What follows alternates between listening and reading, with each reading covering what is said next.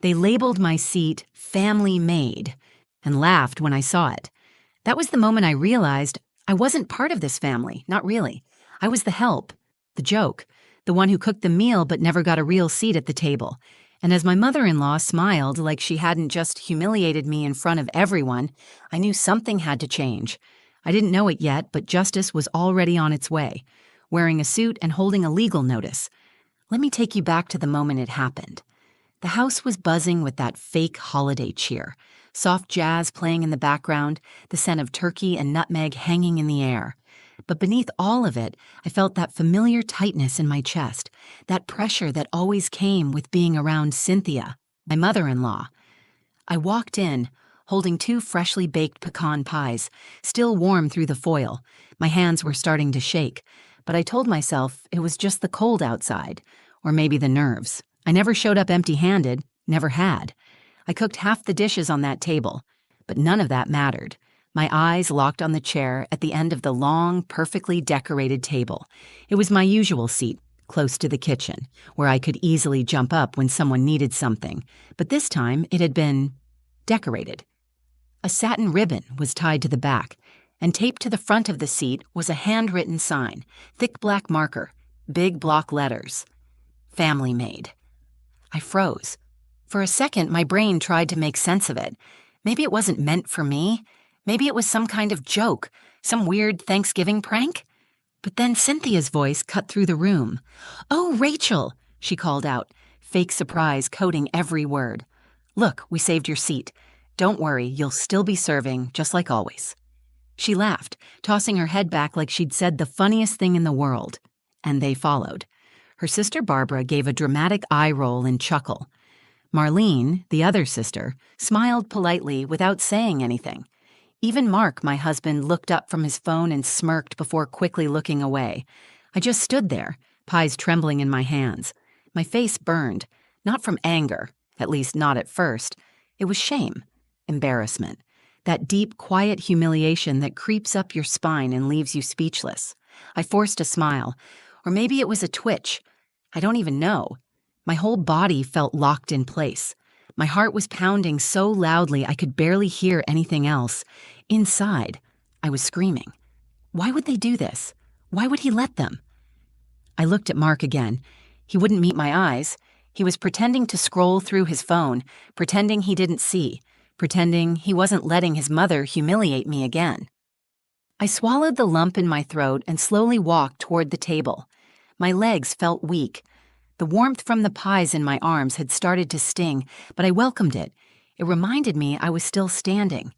I set them down carefully on the sideboard and turned back toward the table. That's when I felt it. A buzz in my pocket. 3 short vibrations. A text. I slipped my phone out slowly, heart still hammering. My eyes flicked to the screen. It was from Noah, my son, 24, my anchor. He'd promised me he'd stop by later that afternoon, but this message only said 3 words. "We're coming in." My breath caught. I didn't know what he meant, but in that moment, I knew something was about to change. Earlier that day, I had told myself I could handle it. Just one more Thanksgiving. I'd said that every year, like a mantra, a survival tactic. I woke up at 5:30 that morning, like I always did on holidays, slipped out of bed quietly so I wouldn't wake Mark. Not that he would have noticed if I stayed or left. He'd already mentally checked out days ago, probably buried in work emails or fantasy football stats. The kitchen was cold. I wrapped my robe tighter and started prepping the stuffing, my grandmother's recipe, the one I'd taught myself to make from memory after she passed. The smell of sautéed onions and sage filled the air. It should have been comforting, but I couldn't shake the tightness in my chest, that low, anxious thrum that always came around Cynthia. I kept glancing at the clock. I had 2 hours to get the pies done, get Noah's favorite cranberry compote chilled, and make sure Mark had ironed his shirt, because of course he wouldn't think to do it himself. As I worked, I could feel my shoulders tightening. My jaw ached from clenching. I told myself this time would be different. Maybe Cynthia would be decent. Maybe Barbara wouldn't make one of her passive-aggressive jokes. Maybe someone, anyone, would acknowledge the hours I poured into this meal. But I knew better. Mark finally wandered into the kitchen around 9, yawning, shirtless, scratching the back of his head like a sitcom husband. "Smells good," he mumbled, grabbing a slice of bread straight from the counter. "You almost done?" "Almost," I said, trying to keep my tone even. "Just have to get these pies in." He kissed my cheek, absent-minded, distracted, then disappeared down the hall. No offer to help. No thanks. Just silence. The silence that had become our language over the last few years. As I rolled out the pie crust, my hands moved automatically, but my mind drifted to Noah. He'd called me 3 nights ago, said, "Mom, you don't have to go this year, you know. You don't owe them anything." I had laughed it off, told him I'd be fine, that I didn't want to cause drama, that keeping the peace was more important. But Noah had gone quiet. Then he said something that stuck with me. Peace isn't peace if it costs you your dignity. I didn't say anything back then, but it hit me hard, because deep down I knew he was right. I'd confused silence with strength, tolerance with grace. But every year I chipped away a little more of myself just to sit at their table. After the food was packed up and the car was loaded, I stood in the driveway for a full minute before getting in. My hands were cold on the steering wheel. My stomach was in knots. I was scared, not of Cynthia, not really, but of the truth I'd been pushing down for so long, that maybe I wasn't welcome, that maybe I never had been. The ride over was quiet. Mark sat beside me texting the whole time. I watched the world blur past the window, dead leaves skipping across the road, gray clouds hanging low like the sky itself was holding its breath. By the time we pulled up to Cynthia's house, I had already rehearsed my smile, already reminded myself to be helpful, pleasant, invisible, like always. What I didn't know was that Cynthia had plans of her own, and that this year she wasn't just going to ignore me, she was going to humiliate me, and yet, somehow, even she wasn't ready for what was coming next. I wish I could say I was surprised, but when I walked into that dining room and saw the sign, "Family Maid," taped to the back of my chair, part of me just sank. The pies I was carrying were still warm, but my fingers went cold. My chest tightened like someone had tied a rope around it and pulled. I stood there, rooted to the floor, hoping, begging that it wasn't meant for me. But Cynthia made sure there was no confusion.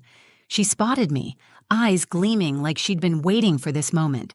Her red lipstick stretched into a grin. "Oh, Rachel," she called out, "we saved your usual seat." Then she added with a wink, loud enough for everyone to hear, "Don't worry, you'll still be serving, just like always." The room erupted into laughter, but it wasn't the kind that makes you feel included. It was sharp, pointed, like knives disguised as smiles. Barbara snorted, covering her mouth with a napkin. Marlene gave one of those polite little chuckles and immediately looked away, like she couldn't quite bring herself to meet my eyes. And Mark? He glanced at the chair, at the sign, at me, and then turned back to his phone. He didn't say a word. I stood there with both pies still in my hands, my face burning, trying to smile through it. But I couldn't. I physically couldn't. My throat felt raw. My jaw was clenched, so tightly it was starting to ache. I could feel my eyes stinging, that awful sensation when you know tears are close but you can't, you won't let them fall. Not in front of them. Not again. I told myself to move. Just walk to the kitchen. Set the pies down. Act like it didn't bother me, but my legs were like cement. My mind was screaming, why? Why do they do this to me every year? But I already knew the answer. Because I let them. Because I showed up early and stayed late. Because I cooked and cleaned and smiled while they dismissed me like background noise. Because I never stood up for myself. Not really. And because Mark never did either. They didn't respect me because no one had ever made them. And now they had reduced me to a label. A joke, a punchline taped to a chair. "Come on, it's just a bit of fun," Cynthia said, her voice sugary and fake. "You know how much we appreciate you." My gaze flicked to her, and for the first time, I didn't look away. I studied her, really studied her. The perfectly ironed blouse, the pearls, the smug tilt of her chin. And I realized something. She didn't see me as family. She never had. I was convenient, useful, manageable, but not equal. I turned slowly and carried the pies to the kitchen, my arms stiff. I didn't hear much of what was said behind me, just a few lingering chuckles, a chair scraping, glasses clinking. My heart was pounding so loudly I could barely hear anything else anyway. I set the pies down, leaned against the counter, and stared out the kitchen window. The backyard was still and gray. Bare branches trembled in the wind, and for a second, felt completely hollow. Then, my phone buzzed again. I pulled it from my pocket, half expecting a spam message, maybe Noah saying he was running late. But it wasn't that. Be there in 10. My hands trembled as I read it. My breath caught in my throat. He was coming, and he wasn't coming alone. For the first time all day, I felt something crack through the fog of shame and anger that had wrapped itself around me. Hope. I stared at that text like it was a lifeline. Be there in 10. 10 minutes. That's all I had to hold it together. I slipped my phone back into my pocket, straightened my spine, and took a long, steady breath. I still felt like my skin was on fire and my chest was caving in, but beneath all that, something inside me had started to shift. A quiet voice. Not loud, not angry, just done. I walked back into the dining room. Everyone was already seated. The family Maid sign was still hanging on the back of my chair like a proud little trophy. I reached for it, slowly, calmly. Let me take that down, Cynthia said sweetly, halfway rising from her seat, pretending to be helpful now that the joke had landed. No need, I said. My voice was steady, stronger than I felt. I folded the sign in half and placed it gently on the sideboard. She watched me, her smile faltering just slightly, like she wasn't sure what game I was playing anymore. I sat in the chair, the one they'd labeled for me, not because I accepted it, but because it was mine, because I was reclaiming it. I could feel their eyes flick toward me, sensing the shift but not understanding it. I smiled softly, said nothing. Mark was still scrolling on his phone, oblivious, or pretending to be. He finally looked up when I reached for my water glass. You okay? He asked quietly, almost cautiously. I met his eyes. I'm fine. He gave a small nod, clearly relieved I wasn't about to make a scene. He never did well with discomfort, or confrontation, or me having a voice. But I wasn't here to make a scene. I was here to finish what I'd started. You see, a few nights before Thanksgiving, I had finally told Noah everything. We were on the phone, catching up, and something in me just broke. I told him about the years of snide comments, the backhanded compliments, the invisible labor that never got noticed but was always expected.